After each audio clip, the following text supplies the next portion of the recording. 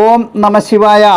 1, 10, 19, 28 എന്നീ തീയതികളിൽ ജനിച്ചവർ സംഖ്യാശാസ്ത്രപ്രകാരം 1-ാം നമ്പർ വിഭാഗത്തിൽ വരുന്നവരാണ്.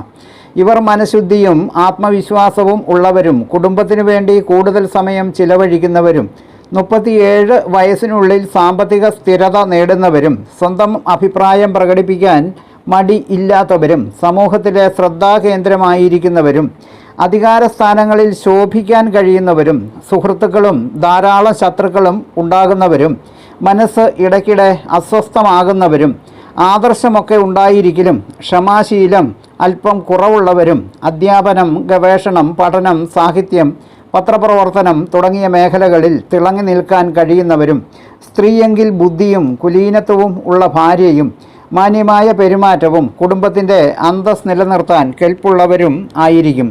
മോഹനൻ ജ്യോത്സ്യർ ജ്യോതിഷ ആചാര്യ.